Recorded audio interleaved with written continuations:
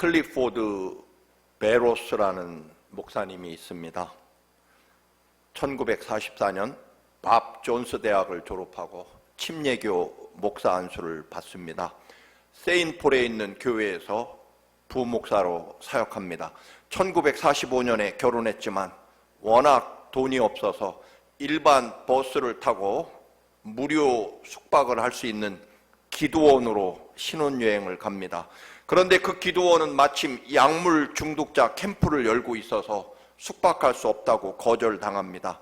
산골짜기 기도원에서 걸어 나와 결국 신혼의 아내와 함께 지나가는 차를 겨우 얻어 타고 마을까지 내려옵니다. 너무 배가 고파 빵과 음료수를 사려고 식품점으로 갔습니다. 가게 주인은 어린 신혼부부가 너무나 딱해서 같은 교회 다니는 교인의 집에서 편히 쉴 수 있도록 도움을 주었습니다. 그런데 그 집주인이 오늘 밤 자기 교회에서 젊은이를 위한 부흥회가 있으니 같이 참석하자는 것입니다. 종일 제대로 먹지도 못하고 신혼여행 중이고 또 기도원에서 시내로 숙소를 찾느라 너무 지치고 피곤했습니다.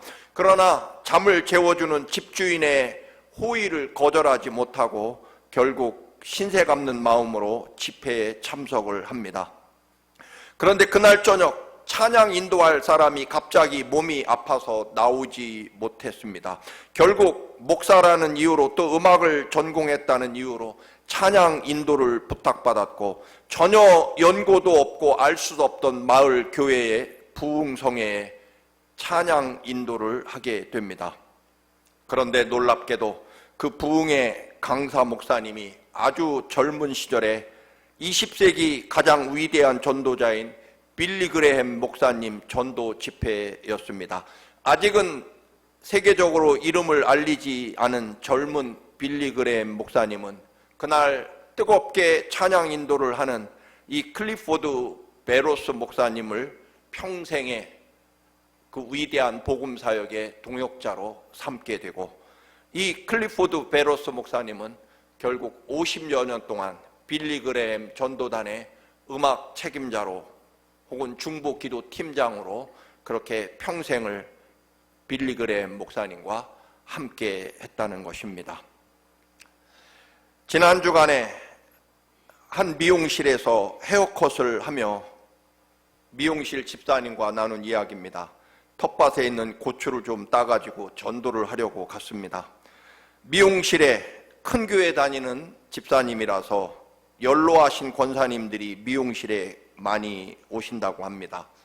그 중에 아주 연세도 많고 형편이 넉넉치 않은 몇몇 권사님의 헤어컷을 해드리고 원래는 $30인데 가시다가 빵과 커피라도 사드시라고 10불을 돌려드려 깎아드렸다고 합니다.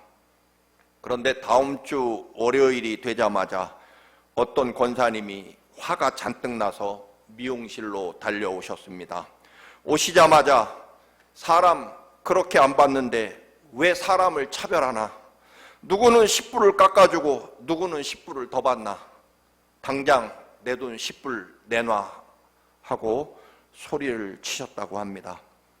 그래서 얼른 $10를 드리며 마음이 너무 아팠다고 합니다. 사실 연세도 많고 형편도 특별히 어려운 분에게 미용실 집사님은 자기가 받을 돈에서 선한 마음으로 $10를 자기가 돌려드린 것임에도 불구하고 그 어떤 권사님은 사람 차별한다며 내 돈 당장 내놓으라고 소리를 쳤다는 것입니다. 평생을 예수 믿고 살아온 권사님에게 너무나 큰 상처를 받았다는 것입니다. 그래서 이제부터는 모든 어르신들을 차별할 수 없어서 결국 어려운 형편에 있는 어른들에게 머리 헤어컷을 해드리는 데 있어서 10불씩 몰래 깎아드리는 것을 중단할 수밖에 없었다고 합니다. 평생 예수를 믿어왔으면 그런 일이 있을 때 그래 참 잘했네, 그 어려운 분들에게 10불씩이라도 큰 도움이 될 텐데 역시 훌륭한 집사님이네, 그렇게 격려를 해줘야 맞는 거죠. 그리고 더 훌륭한 권사님이 됐다면 지난주에 딸이 내 생일이라고 $100를 줬는데 이 $100를 집사님에게 맡길 테니까 앞으로 형편이 어려운 분들 오시면 $10씩이라도 10명을 좀 깎아 머리 헤어컷 비용을 $10 깎아주면 좋을 것 같네. 여러분, 이 정도까지 가야 평생 예수 믿은 사람이 아닐까. 나중에 그 집사님이 그렇게 말씀합니다. 목사님, 제발 교인들에게 진짜 예수 믿는 게 뭔지 좀 잘 가르쳐 주시기 바랍니다. 내내 마음이 무겁고 많은 생각을 했습니다.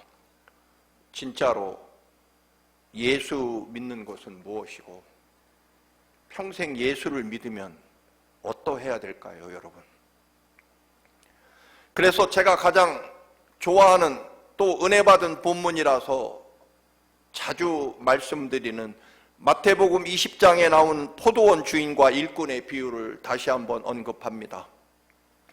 포도원 주인은 하나님 아버지의 성품과 인격과 사랑을 보여주고 있고 포도원의 운영 방식이 바로 하나님 나라 운영 방식과 가치 기준이라는 것입니다. 포도는 빨리 수확하지 않으면 금세 썩어버리는 과일입니다. 그래서 포도원 주인은 새벽 6시부터 인력시장에 나가서 하루에 한 데나리온씩, 즉 요즘 돈으로 거의 $200씩 일당을 주기로 하고 포도원 일을 시키게 됩니다. 계속해서 아침 9시에, 낮 12시에, 오후 3시에, 심지어는 저녁 5시에도 일꾼을 데려다가 포도원 일을 시킵니다. 결국 저녁 5시에 온 사람은 겨우 1시간만 일하고 일을 하게 됩니다. 저녁 5시에 선택된 일꾼은 온종일 자기를 일꾼으로 써준 사람이 없었을 것입니다. 아마도 분명히 신체적으로 굉장히 약해 보이거나 특별한 재주가 없었기 때문에 하루 종일 일꾼으로 선택되지 못했을 것입니다. 오후 5시라면 이제 하루를 포기하고 빈손으로 절망 가운데 집으로 돌아갔어야만 될 시간이었습니다. 그러면 그 집에 있는 아내와 자식들은 굶어야 할 판입니다. 차마 빈손으로 집으로 돌아갈 수 없어서 그래도 마지막 5시까지 길거리를 헤매다가 포도원 주인의 배려로 일을 하게 됩니다.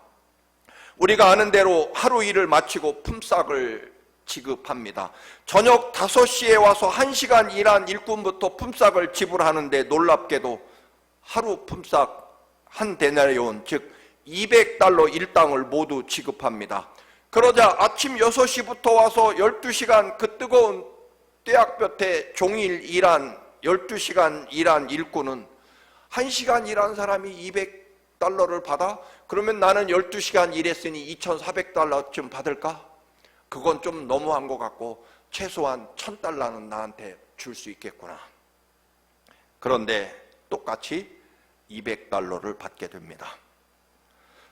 더 일한 일꾼들이 주인의 불공정함을 강력하게 항의하고 원망합니다. 아니, 선선한 저녁 때부터 와서 1시간 겨우 일한 사람이나 새벽부터 와서 그 뜨거운 태양 아래서 12시간 죽도록 일한 사람이나 어떻게 똑같이 $200냐? 불공정하다. 사실 그럴 수 있을 것입니다. 여러분, 12시간 일한 사람은 원래 $200 받기로 했고 $200 정확하게 받았다는 것입니다. 내가 덜 받은 것은 아닙니다. 문제는 1시간 일하고 똑같이 나와 임금을 받은 사람에 대한 원망과 불평입니다. 즉, 나는 원래 $200를 받는 게 맞지만 저 사람은 $15만, 즉 $15만 받아야 된다는 것입니다. 여러분, 누군가가 나보다 더 풍성한 은혜를 받으면 참 잘됐다 축하해 주는 사람이 되시기를 바랍니다. 누군가가 나보다 반드시 더 받으면 안 되고 나보다 적게 받아야 공정하다고 생각하는 그런 가치가 아니라 나보다 다른 사람을 더 낮고 소중하게 여기는 데까지 우리의 믿음이 이르러야 된다는 것입니다. 남 잘 되면요 축복해주고 축하해줄 수 있어야 된다는 것입니다. 포도원 주인이 말합니다. 친구요, 내가 뭘 잘못했나?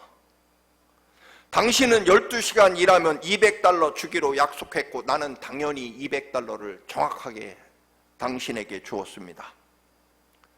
분명히 합시다.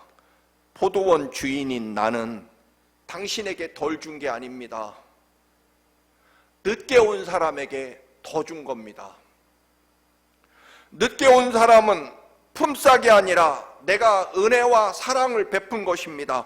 왜냐하면 1시간 일한 사람도 $200가 있어야 그 식구들과 먹고 살 수 있기 때문에 나는 1시간 일한 사람에게 품삯을 준 게 아니라 내 사랑과 은혜를 베푼 것입니다.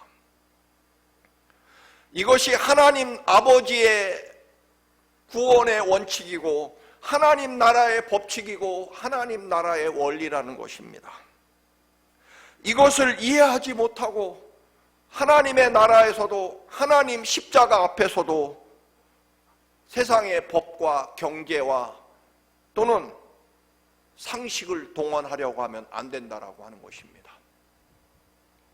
하나님 나라의 법칙은요 사랑이고 하나님 아버지의 은혜를 믿는 믿음이고 감사의 법칙이고 그리고 섬김과 희생의 법칙이 하나님 나라를 이끌어가는 원리이고 그리고 생명과 축복을 받는 법칙이라는 것입니다. 왜냐하면 그 누구도 바로 나가 예수님의 십자가의 전적인 보혈의 피로 내가 살아났고 구원받았기 때문입니다. 우리가 빠지는 가장 무서운 착각과 교만은 나는 새벽부터 일한 일꾼이라거나 아니 뭐 그 정도는 안 돼도 나도 최소한 12시부터 와서 6시간 일한 정도는 된다라고 하는 착각입니다. 아닙니다. 절대로 아닙니다, 여러분. 하나님 보시기에 그 존귀하고 거룩하신 하나님 나라, 하나님 아버지의 그 거룩함과 존귀하심으로 볼 때 우리는 모두 겨우 1시간 일한 사람이고 하나님의 전적인 은혜와 사랑 때문에 하나님 백성이 되고 구원받은 사람이라는 것입니다. 아니 1시간도 아닙니다. 5시 59분에 와서 겨우 1분 일했는데도 나를 동일하게 하나님의 거룩한 자녀로 구원해 주셨다는 것입니다. 다시 말씀드립니다, 여러분. 하나님이 가장 불공정하게 불편부당하게 나를 대해 주셨기 때문에 나를 불공평하게 나를 특별히 나만 사랑해 주셨기 때문에 내가 구원받았다는 것입니다. 하나님 보시기에 가장 불공평함으로 나 같은 죄인이 구원받았다는 것입니다. 어려운 때 새벽에 가장 먼저 선택되어서 포도원으로 일하러 간 아침 새벽에 일꾼으로 픽업된 사람은 처음엔 굉장히 기뻤을 것입니다. 이 많은 일꾼들 가운데 오늘 내가 일할 수 있게 되었구나. 기쁨으로 출발했지만 어느새 그 기쁨과 감사가 사라지고 원망과 불평만 남았습니다. 어느 목사님 설교를 들으니까 여러분 신앙도 경우에 따라서는 늙는다고 합니다. 그렇습니까, 여러분? 우리 육체는 늙어갑니다. 뻣뻣해지고요. 그렇잖아요. 근데 여러분 성경은 뭐라고 말합니까? 우리 육신은 늙어가도 내 영혼, 내 믿음은 날로 날로 새로워져야 된다는 것입니다. 그 말은요, 내 육신은 늙어가지만 내 인격과 신앙은 점점 깊어지고 폭이 넓어지고 나이값처럼 더 커지고 더 넓어져야 된다는 것입니다. 왜 불평합니까? 어느새 비교의 대상이 십자가의 주님과 나를 비교하는 것이 아니라 어느새 나와 다른 사람을 비교하기 때문에 원망과 불평이 생기게 됩니다. 내 삶과 내 생의 이유가 예수 그리스도의 십자가와 부활일 때는 언제나 모든 것이 은혜요 감사였는데 기쁨이었고 사랑이었는데 어느새 다른 사람과 나를 비교하고 어느새 내 욕심과 이익 때문에 내가 고집스러운 늙은 신앙으로 변해버렸다는 것입니다. 포도원에서 손해본 사람은 누구입니까? 새벽부터 뜨거운 태양 아래 12시간씩 일한 사람이 아닙니다. 여러분, 그 사람은요 200달러 받기로 하고 200달러 정확하게 받을 거 받았습니다. 세상에서 억울하고 손해본 사람은 포도원 주인이라는 것입니다. 포도원 주인을 단순하게 일꾼을 5명으로 줄여 계산하면 그들은 아침 6시부터 온 사람은 12시간, 9시에 온 사람은 9시간, 정오에 온 사람은 6시간, 오후 3시에 온 사람은 3시간, 저녁 5시에 온 사람은 1시간, 이 5명이 총 31시간을 일했습니다. 15달러로 계산한다면 이 주인은요 이 5명 일꾼에게 465달러 일당만 지급하면 됩니다. 그런데 똑같이 여러분 5명에게 1000달러를 지급했습니다. 만약에 포도원 일꾼이 50명이라면 4650달러만 지불하면 되는데 주인은요 9000달러나 지급하게 됩니다. 누가 가장 큰 손해입니까? 포도원 주인이 손해봤지 어디 여기 손해본 사람이 있습니까? 이 말씀은요 여러분 다시 한번 말씀드립니다. 착각하지 마시기 바랍니다. 하나님 나라에서 우리의 생명과 삶에서 누가 가장 손해를 받느냐 하면 하나밖에 없는 아들 예수 그리스도를 그 참혹한 갈보리 언덕 십자가에 나 살리려고 나 같은 죄인을 살리려고 아들을 십자가에 죽게 하신 희생시킨 아버지 하나님이 가장 손해를 보셨습니다. 가장 큰 희생을 하나님 아버지와 우리의 구세주이신 예수님이 십자가의 목숨을 그 보혈의 피로 나 같은 죄인을 살리느라 구원하시느라 하나님 아버지께서 희생하셨다는 것입니다. 십자가에서 아들을 희생해서라도 우리를 살리고 구원하시려고 한 하나님의 조건 없는 사랑, 은혜라는 것입니다. 여러분, 은혜가 자꾸만 조건과 공로로 바뀌게 되면 어느새 나는 하나님으로부터 멀어져 가고 있다는 것을 깨달아야 됩니다. 오늘 본문 개역성경과 새번역을 비교해 봅니다. 개역성경에는 너는 네 떡을 물 위에 던져라 여러 날 후에 도로 찾으리라. 오늘 읽은 개정개역 성경입니다만 요즘 나오는 새번역에는 같은 말씀을 이렇게 번역합니다. 돈이 있으면 무역에 투자하여라. 여러 날 뒤에 너는 이윤을 남길 것이다 라고 번역합니다. 좀 다른 번역이죠. 3절에 보면 구름에 물이 가득 차면 비가 되어 땅 위로 쏟아지는 법이고 나무가 남쪽으로나 북쪽으로나 쓰러지든 어느 쪽으로 쓰러지든지 간에 쓰러진 그 자리에 나무는 남아있기 마련이다. 바람이 그치기를 기다리다가는 씨를 뿌리지 못하고 구름이 거치기를 기다리다가는 거두어들이지 못할 것이다. 오늘 본문은 사실은 너무나 다양한 해석이 존재합니다. 우선 네 떡을 물 위에 즉 강물에 던져라는 말씀은 너희는 계산하지 말고 사람과 형편 따지지 말고 조건 없이 너그럽게 자비와 사랑을 베풀어라. 즉 이익과 손해 계산하지 말고 조건 없이 이웃 사랑하고 섬기라는 전통적인 해석이 있습니다. 그러나 요즘의 번역과 해석은 이렇습니다. 위험한 요소가 많고 투자한 돈을 다 잃어버릴 수도 있겠지만 돈이 조금이라도 생기면 많은 이익이 있는 해상무역, 요즘 말로 번역한다면 AI 산업이나 나스닥이나 벤처기업에 투자해라. 어차피 돈은 늘 부족하기 마련 아니냐. 그런데 또 반대로 네가 돈이 많은 부자라면 돈 많다고 자랑하지 말고 위험을 분산해서 위험을 대비해서 재산을 7군데 8군데 분산해서 투자하라, 뭐 그렇게 해석합니다. 그런데 여러분, 어떤 해석이든지 간에 오늘 전도서의 중심 사상은 무엇이냐면, 삶의 모든 것이 내 뜻대로 너의 계산대로 되는 것이 아니다.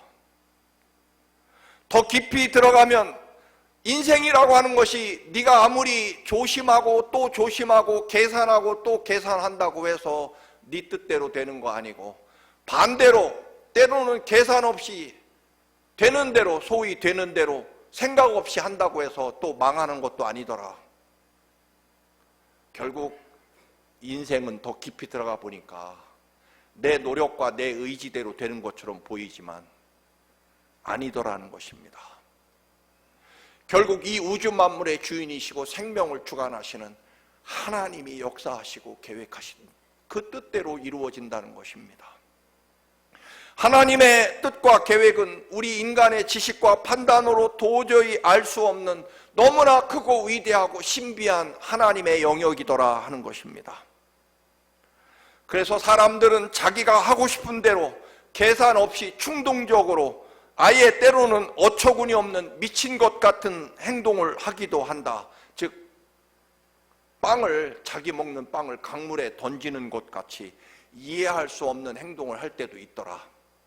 반대로 어떤 사람은 조심하고 또 조심하고 계산하고 또 계산하고 따지고 또 따져서 확신이 든 다음에 투자하지만 어떤 선택이든 그 결과가 내 뜻대로 되는 것이 아니더라는 것입니다.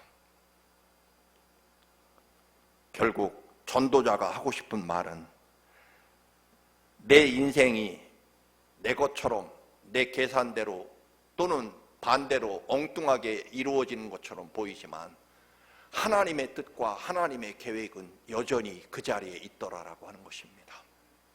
나무가 바람에 북쪽으로 쓰러지든 남쪽으로 쓰러지든 제멋대로 쓰러지는 것 같아도 나무가 나중에 보면 쓰러진 그 자리에 있더라 하는 것입니다. 비가 내리면 씨를 뿌려야지, 바람이 불면 씨를 뿌려야지, 비가 그치면 씨를 뿌려야지, 잘 계산해서 씨앗을 심어도요, 어느 해는 농사를 완전히 열매가 없고 어느 때는 대충 늦었다 싶어서 부랴부랴 씨를 뿌렸는데도 여러분 풍족하게 거두게 되는 때가 있더라. 결국 여러분, 우리는 인간의 계산과 생각이 아니라 하나님께서 내 삶을 책임지시고 인도해 주시는 그대로 내 삶을 살아가자는 것입니다.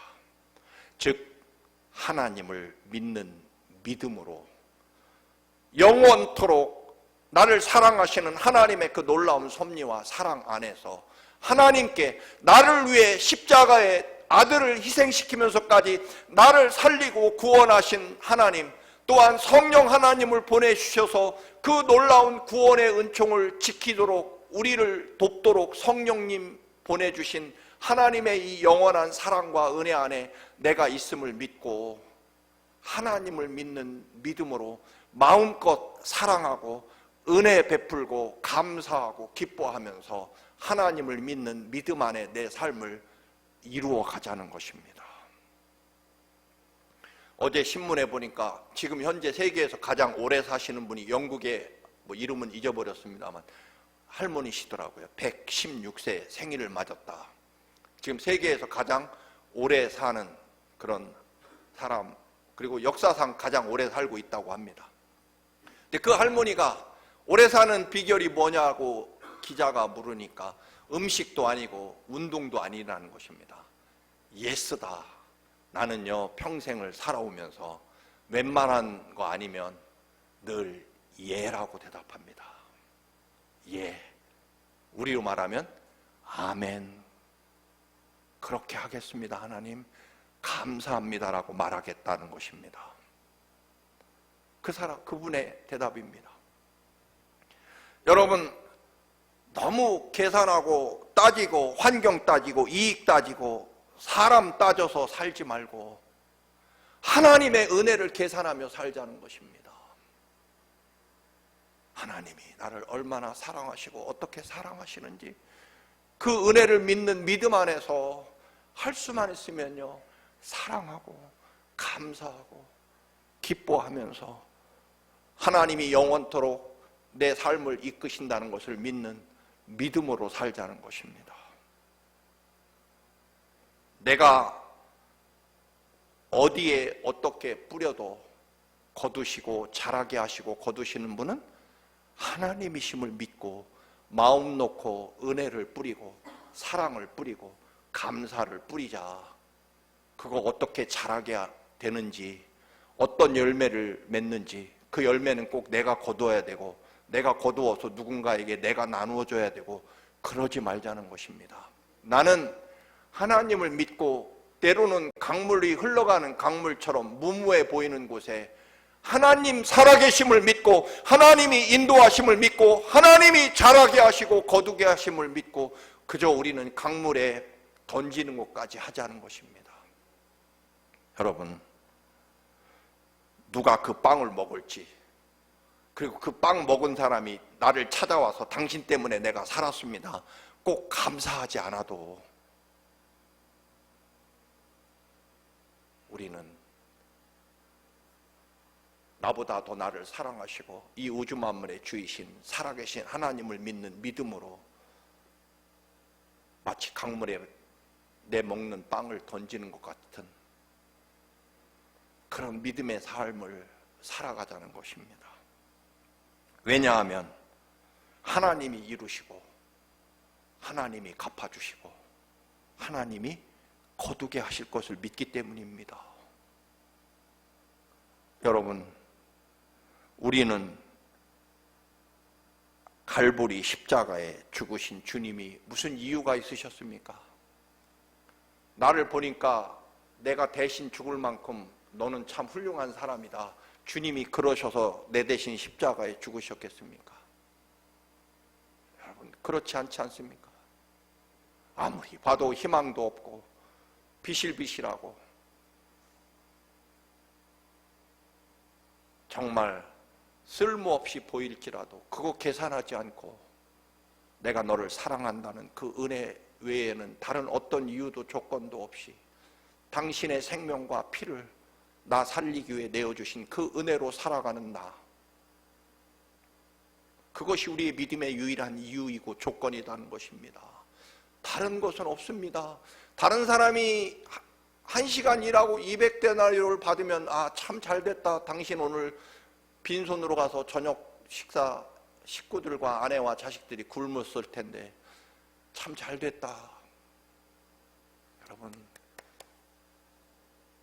안 됐으면 나는 그래도 좀 괜찮으니까 20불이라도 떼어줘서 이거 가다가 빵이라도 사가지고 가서 식구들하고 저녁 먹게, 그렇게 살자는 것입니다. 왜? 하나님의 은혜가 바로 이것이고요. 그리고 그 은혜의 갈 길을 하나님이 책임져 주실 것이기 때문입니다. 날짜, 환경, 바람, 구름, 요즘 말로 시대와 그 사람의 인간성, 인품, 그리고 나한테 어떻게 해주는지 그런 거 없이 여러분이나 저의 삶의 모든 이유는 오직 하나뿐입니다. 은혜입니다. 은혜입니다. 그래서 하나님이 이루실 것을 믿기 때문에 오히려 더 열심히 강물에 빵을 던지자는 것입니다. 사랑하는 청암가족 여러분, 약삭 빠른 고양이, 밤는 어둡다, 그런 속담 들어보셨습니까? 혹은 원숭이도 나무에서 떨어진다. 손해와 이익을 따질 수 있는 존재가 아닙니다. 우리는 값없이, 조건 없이 주님이 나를 위해 십자가에 죽으신 그 은혜로 사는 사람들입니다. 사랑하는 교우 여러분, 언제나 은혜입니다. 은혜입니다. 이 믿음으로 늘 사시기를 주님의 이름으로 축원합니다. 아멘. 나 같은 죄인을 구원하시려 전적인 은혜와 사랑으로 십자가 죽으심과 보혈로 구원하신 주님, 우리도 끝없이 은혜로 살게 하시고 은혜로 행동하게 하시고 감사를 뿌리며 사랑을 뿌리며 믿음을 뿌리며 살게 하옵소서. 하나님이 잘하게 하시고 거두게 하심을 믿습니다. 이 은혜로 살게 하옵소서. 예수님의 이름으로 기도드립니다.